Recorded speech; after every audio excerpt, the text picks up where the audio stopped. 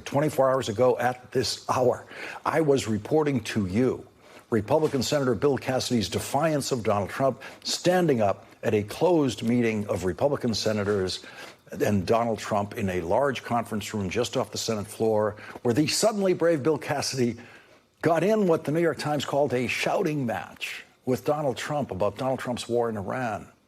Donald Trump demanded to know why 4 Republican senators could have voted for a war powers resolution pushed by Chuck Schumer that would stop Donald Trump's power to wage war in Iran. And Bill Cassidy was one of those 4 Republicans who helped pass that with votes of the Democrats.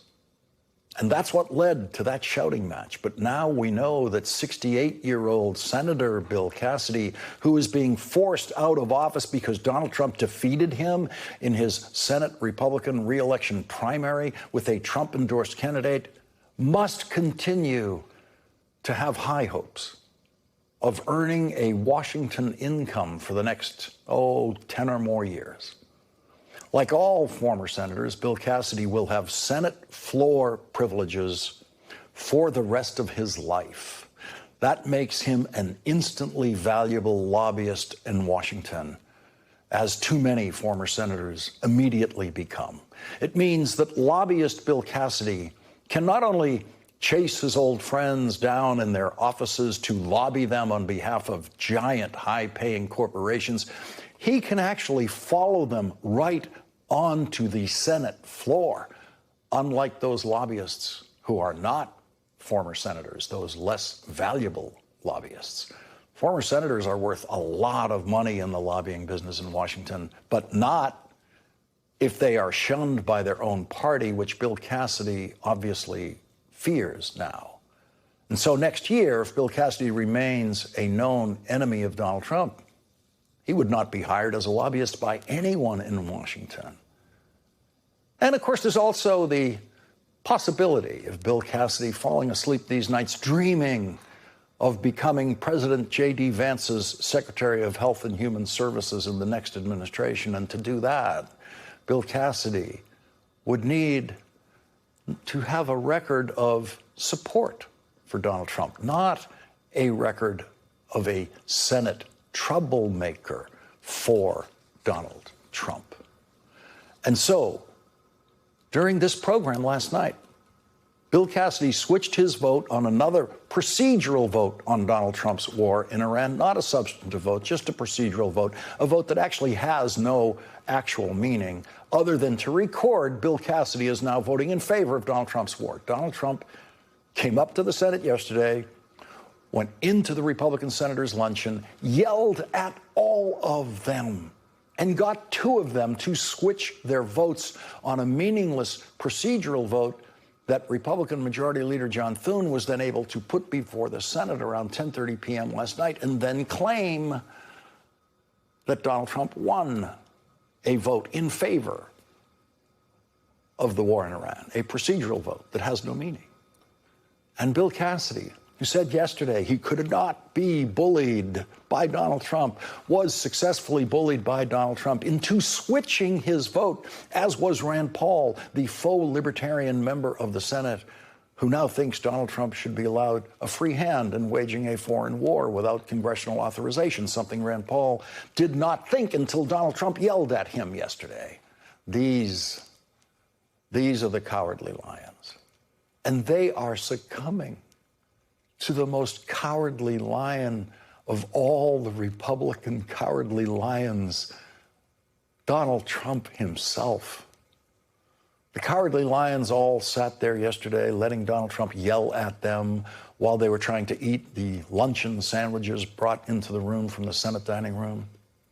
And when Donald Trump called Senator Lisa Murkowski, quote, a horrible person, not one of those men or women, not one of those disgraceful, cowardly lions dared to rise and say to Donald Trump, no, she is not.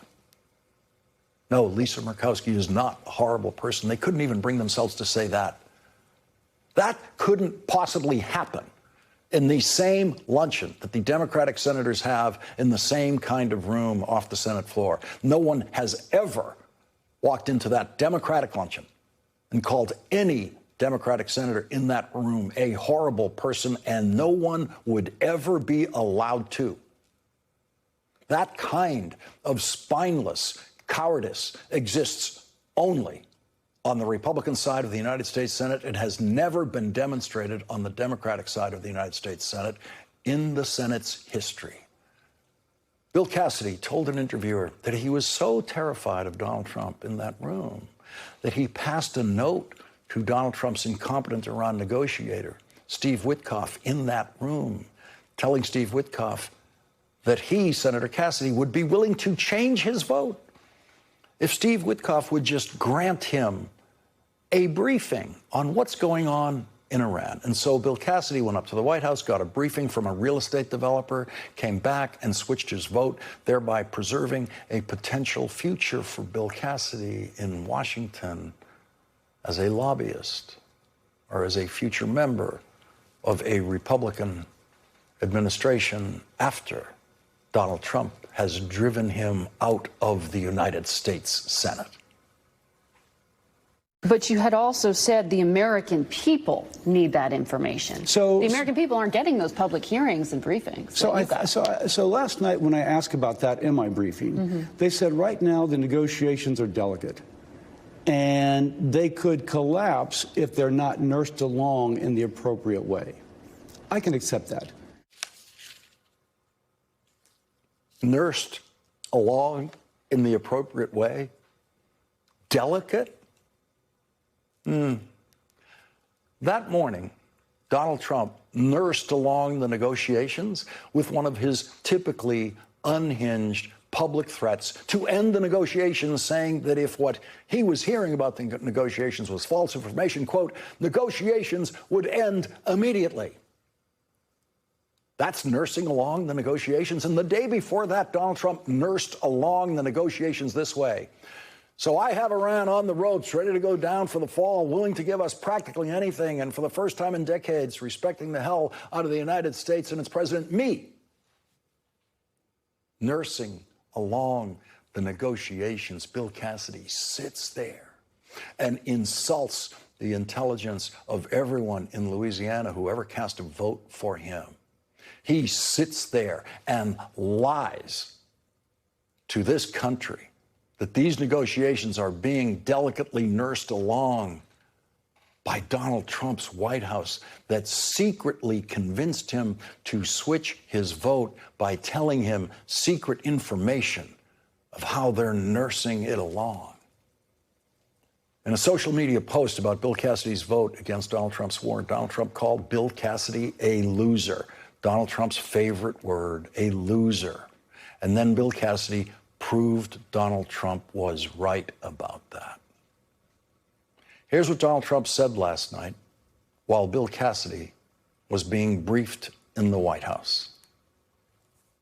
Last week, we signed a historic agreement to end the conflict with Iran, fully open the Strait of Hormuz, and accomplish what no president has ever been able to accomplish before. Iran will never have a nuclear weapon. Was that in Bill Cassidy's briefing? Because that is an abject lie. President Obama reached an agreement with Iran in which Iran promised never to seek, acquire, or develop a nuclear weapon, and they said that in writing.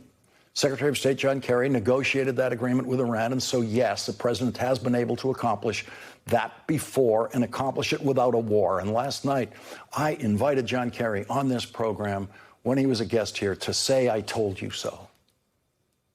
And he proved himself once again to be a bigger person than I am. What is it like for you now when you see Donald Trump desperately trying to negotiate the deal that you negotiated, desperately trying to claw back to get to the point that you got to? You're not the I told you so type. That's not the kind of phrase you would use, but that's certainly the posture we all think you have a right to be sitting in tonight. Well, Lawrence, let me just say to you that I think that what really needs to be focused on here is not that or any kind of personal pieces here. in my judgment, I mean, there's no place for the personal here. This is really a matter of what's good diplomacy, what's good for the United States, what's good outcome. There's a lion of the Senate. John Kerry served 28 years in the United States Senate. That's the way it used to be. You don't make it personal. That is what decency looks like. That is what honor sounds like. There's no place for the personal here. That's what John Kerry said when I invited him to get personal about Donald Trump lying about him for years and what he accomplished as Secretary of State in his nuclear agreement with Iran. There's no place for the personal. That's what he told me.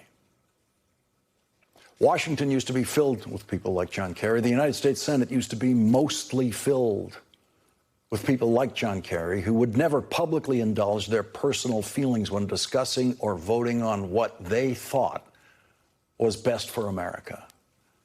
And then came Donald Trump, who can walk into a closed room with Republican senators, call Lisa Murkowski a horrible person, and they all sit there in pathetic, cowardly silence, with one of them going out later and telling the press that Donald Trump was completely justified in being so angry at them. Because for Donald Trump, there is nothing but the personal. And for the Republicans who have put the United States Senate in Donald Trump's service, there is nothing but living the rest of their lives in disgrace.